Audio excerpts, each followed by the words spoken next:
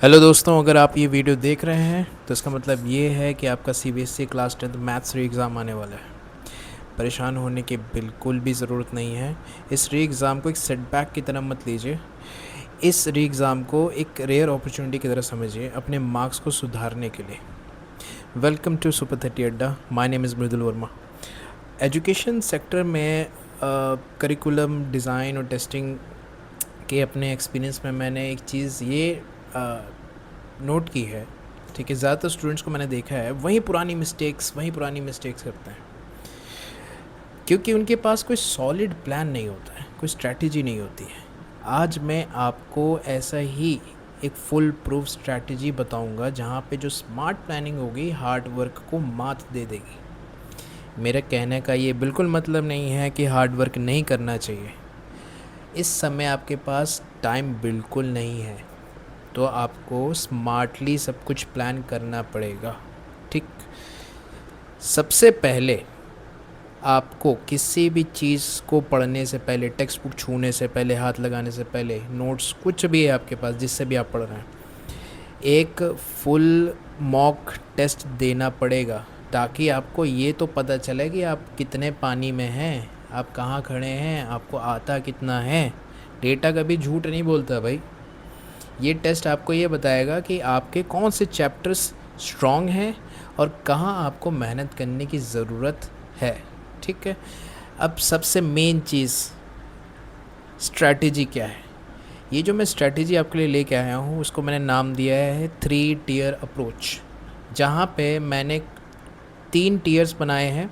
Tier 1 जो high priority होगी, tier 2 medium priority होगी, और टियर 3 आपका जो क्विक स्कोरिंग मार्क्स वाले चैप्टर्स होते हैं आपके, जहाँ पे आपको बहुत कम मेहनत करने की ज़रूरत है, ठीक है।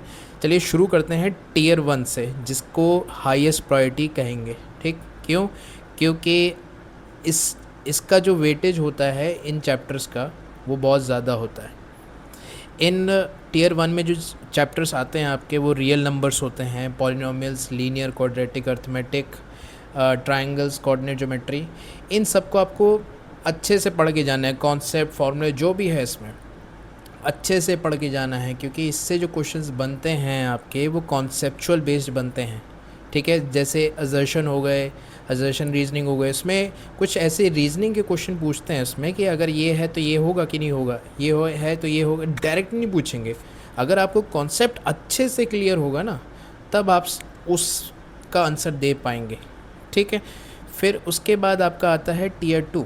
इसमें आपका जैसे ट्रिग्नोमेट्री या trigonometric identities, height and distance, circle, surface area, volume, ये सब आपको, अगर इसमें इसके कॉन्सेप्ट्स या फिर इसके आपको फॉर्मूले भी आते होंगे ना, तो भी आप इसके क्वेश्चंस खींच के ले जाएंगे आराम से, कोई इसमें प्रॉब्लम नहीं होगी। बस बशर्ते आपको सबके सारे चैप्टर्स के हर एक चीज़ के फॉर्मूले याद होने चाहिए। और फॉर्मूले याद कब होंगे?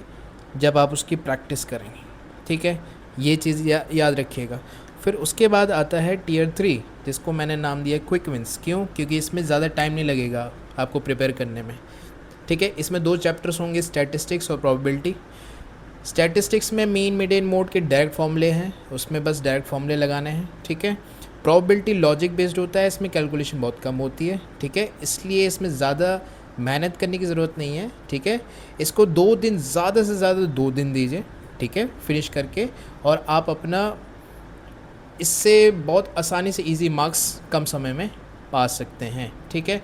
फिर उसके बाद क्या करिए, रिवीजन नोट्स अपने बनाइए। जैसे हर एक चैप्टर करते समय, हर एक चैप्टर करने से पहले सबसे पहला पन्ना हमेशा उस चैप्टर में जो भी फॉर्मूले और कॉन्सेप्ट्स यूज़ होंगे वो लिखिए। ये आदत बना लीजिए, ठीक है। चाहे फिज़िक्स भी हो, चाहे केमिस्ट्री भी हो, कोई भी चैप्टर प्रैक्टिस करने से पहले, शुरू करने से पहले, जो भी आप क्वेश्चन लगाने जा रहे हैं, वो सबसे पहले आपका काम होना चाहिए, पहले पन्ने पे आपको जितने भी फॉर्मूले और कॉन्सेप्ट्स हैं वो लिख लो, ठीक है। उसके बाद दूसरे पन्ने में आप शुरू करो कि सॉल्व्ड एग्जांपल्स, ठीक है। फिर कौन से एग्ज़ाम टाइप क्वेश्चंस जो भी अभी आपके पास आए हैं वो लिख लीजिए कि हाँ हाँ इस टाइप के क्वेश्चंस आ सकते हैं, ठीक है। फिर उसके बाद कॉमन मिस्टेक्स क्या जो अवॉइड करनी है आपको। सबसे पहले तो भाई ऐसा है कि एनसीईआरटी में जो भी एग्जांपल्स हैं ना, उसको इग्नोर करके मत जाना भाई, मैं बता रहा हूँ। डायरेक्ट तुम्हारे एग्जाम्पल्स उठा के वहीं रख देते हैं, ठीक है।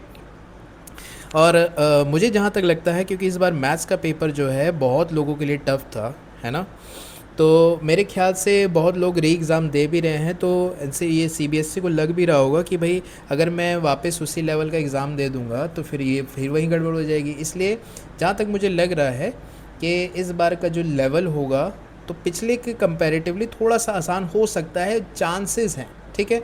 इसलिए ये भी चांसेस हैं कि डायरेक्ट एग्जाम्पल्स भी दे सकते हैं, ठीक है। तो इस चीज़ का ध्यान रखना।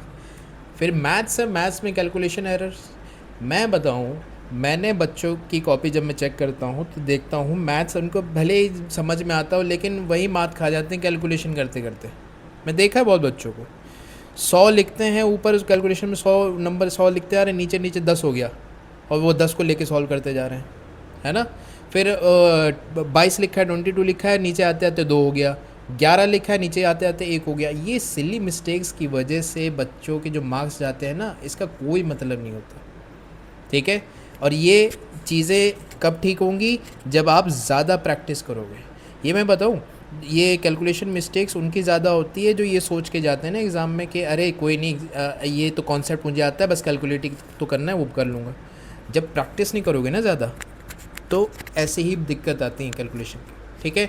फिर एक और चीज़, क्वेश्चन ही गलत पढ़ लिया, क्वेश्चन ही गलत पढ़ लिया। क्वेश्चन में सम ऑफ दिया हुआ है 2 नंबर्स, तुम डिफरेंस पढ़ के चले गए, है ना।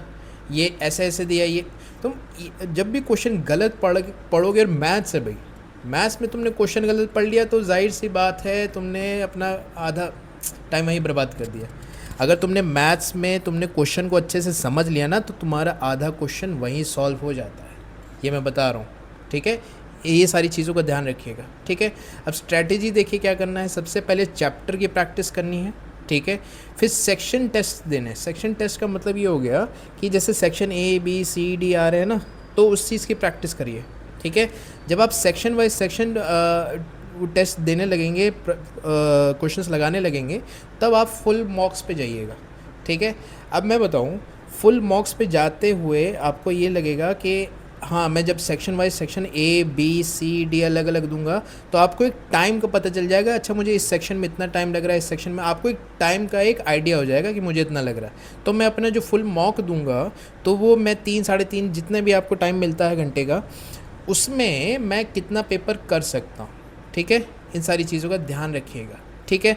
अब मॉक टेस्ट की स्ट्रेटजी क्या होगी, मिनिमम 5 तो अपने एग्ज़ाम से पहले mock paper, full length mock paper लगा के जाइए ही जाइए, मिनिमम, ठीक है। कि एग्ज़ाम से जस्ट पहले आपने 5 6 7 मॉक पेपर लगा लिए हों फुल लेंथ, ठीक है। मॉक पेपर लगाते समय इस चीज़ का ध्यान रखिए, आप जहाँ भी बैठ के मॉक पेपर दे रहे हैं, मतलब प्रैक्टिस कर रहे हैं, वहाँ बिल्कुल शांति रहे, एक कोने में बैठें, ठीक है। अपने सामने एकदम वैसा ही सिचुएशन बनाएं कि हाँ भाई मेरे आसपास इतने लोग बैठे हैं, मैं अकेला बैठ के ऐसा माहौल बनाओ। उस माहौल में जब पेपर दो अपने आप को, तब सब महसूस हो रहा। और तुम जितना ज़्यादा मॉक पेपर दोगे ना, उतना ज़्यादा तुम्हारे अंदर कॉन्फिडेंस आएगा और उतना ज़्यादा तुमको पता चलने लगेगा कि हाँ मैं इतनी देर में इतना कर सकता हूँ, इतनी देर में इतना कर सकता हूँ, ठीक है। तुम एक मॉक पेपर लगा के अगले मॉक पेपर पे जाओगे तो तुम पिछले मॉक पेपर से बेहतर ही करोगे, ये मैं बता रहा हूँ। फिर जब दूसरे से तीसरे में जाओगे तो वो पहले 2 से बेहतर करोगे, फिर तीसरे से चौथे पे जाओगे तो पहले जो 3 मॉक पेपर दिए हैं उनसे भी बेहतर करोगे। तो मॉक पेपर लगाने का बहुत बहुत ज़्यादा फ़ायदा होता है, ठीक है। इस चीज़ का ध्यान रखना। और एक चीज़, एरर नोट, जो नोटबुक सिस्टम है इसमें क्या है, ये मैं भी अपने टाइम पे बनाया करता था। अगर कोई भी चीज़ तुमसे बार बार गलत होती है ना, तो वो लिख लो कि यार मैं ये कॉन्सेप्ट में मेरी बार बार गलती हो जा रही है, मैं ऐसे कर रहा हूँ, मैं ऐसे कर रहा हूँ, मैं ऐसे कर रहा हूँ, ठीक है। कॉन्सेप्ट एरर है, तुम्हारी कैलकुलेशन मिस्टेक हो रही है, या फिर रीडिंग एरर है तुम्हारे में, तो भाई एक उसका वो बना लो कि ये मेरी, जब तक तुम मिस्टेक लिखोगे नहीं ना, तो मिस्टेक जब तक लिखोगे नहीं वो सुधरती नहीं है, ठीक है। तो ये हमेशा देखते रहो कि हाँ ये मेरे से गलती हो रही है, मुझे इस पे काम करना, मुझे इस पे काम करना, ठीक है।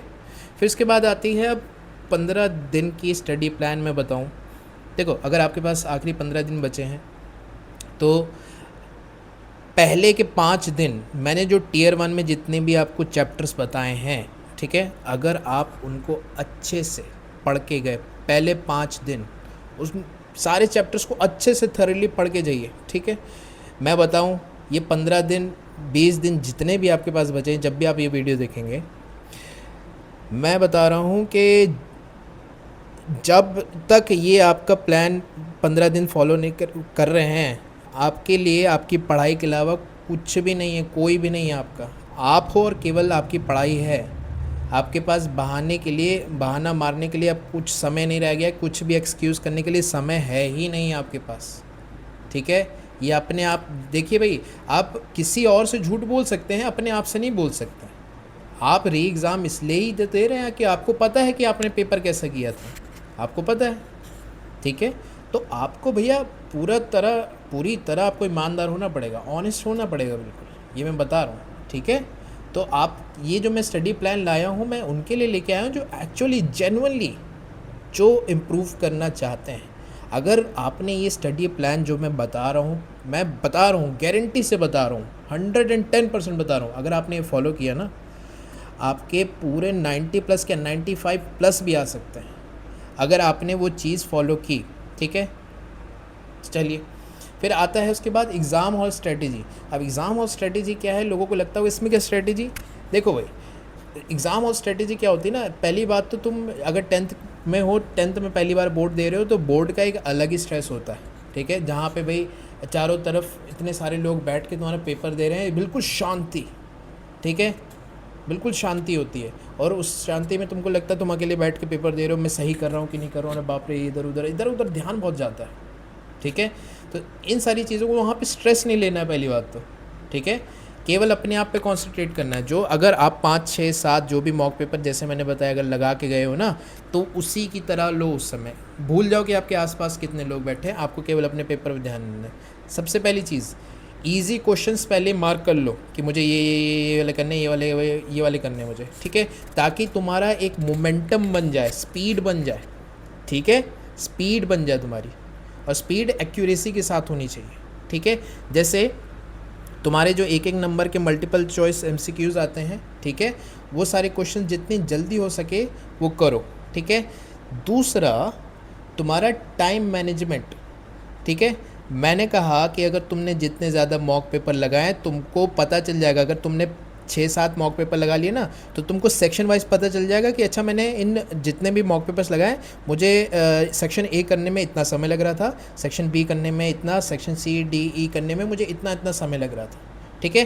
तो उतना ही समय लेके तुम चलना कि देखो मैंने इतने मॉक पेपर लगाए तो उसमें मुझे इतना ही समय चल रहा था, वो तुम्हारा बार हो जाएगा। उतना सेट कर लेना कि मुझे ये टाइम क्रॉस नहीं करना है, मुझे इतने टाइम में ख़त्म करना ही करना है। ये होता है टाइम मैनेजमेंट। और ये टाइम मैनेजमेंट कब आता है, तुम जितनी ज़्यादा मॉक पेपर की प्रैक्टिस करके जाओगे, ठीक। पहले 2 स्टेप्स अगर तुमने फॉलो अच्छे से कर लिए, तो तीसरे में तुम्हारे पास समय ही समय बचता है, ठीक है। 15 क्या 20-25 मिनट भी बचता है, बहुत होगा, ठीक है। तो इस चीज़ का ध्यान रखना, अगर तुम्हारे पास समय बच रहा है ना करीब 10-15 मिनट, तो मैथ्स का बहुत बड़ा पेपर होता है। ये मत समझ लो ऐसे पलट लो मैं चेक कर लिया, नहीं, एक चीज़ चेक करने के लिए समय बच जाता है तुम्हारे पास। 15-20 मिनट में तुमको जितने भी कैलकुलेशंस हैं उसको अच्छे से चेक करना है, ठीक है। क्योंकि क्या होता है कि कुछ मिस्टेक्स होती हैं, जब तुम वापस रीचेक करते हो तभी दिखती हैं, करते समय नहीं नज़र आती। जैसे मैंने बताया ना पहले स्टार्टिंग में कि गलती ऊपर 100 लिखते जा रहे हैं, नीचे आते आते 10 हो गया, और तुमने तो अपनी तरफ से 10 लेके सही किया है, लेकिन एक्चुअली में वो 10 थोड़ी था, वो तो 100 था ना। तो ये जो मिस्टेक्स होती है ना, इसी के लिए ही लास्ट में समय बचाना बहुत ज़रूरी होता है, ठीक है। उसके बाद you don't need to study everything again, you just need to improve. तुमको सब कुछ पढ़ने की एकदम से फिर से ज़रूरत नहीं है, तुमको बस इम्प्रूव करना है, ठीक है। तुमने जो चीज़ कर ली अच्छे से वो तो कर ली, लेकिन उससे तुम सेटिस्फाइड नहीं थे, तभी तुम री एग्ज़ाम दे रहे हो। तो वो जो कर ली है वो तो ठीक है, लेकिन इम्प्रूव करने के लिए तुमको थोड़ा सा एक्स्ट्रा और करना पड़ेगा, ठीक है। अपने इम्प्रूवमेंट पे फोकस करो, ठीक है, कंसिस्टेंट रहो इस समय, ठीक है।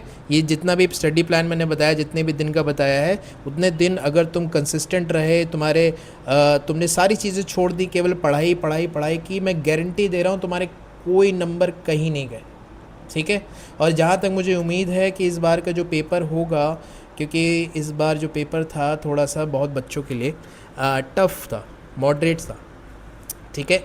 तो ये समझिए कि पेपर थोड़ा सा हो सकता है, प्रोबेबिलिटी है इस चीज़ की कि थोड़ा सा आसान बनाए, लेकिन मैंने जैसे बताया ना कि आपको एग्जांपल्स नहीं छोड़ के जाना है। अगर वो एग्जाम बनाएंगे तो एग्जांपल्स में भी से भी डायरेक्ट क्वेश्चन दे सकते हैं, ठीक है। तो इस चीज़ का ध्यान रखिएगा, ठीक है। तो आपको सबसे पहली चीज़, आपके लिए सेकंड चांस है, आपके लिए कमबैक मोमेंट है, तो आपको इसको व्यर्थ नहीं जाने देना है, वेस्ट नहीं जाने देना है, ठीक है।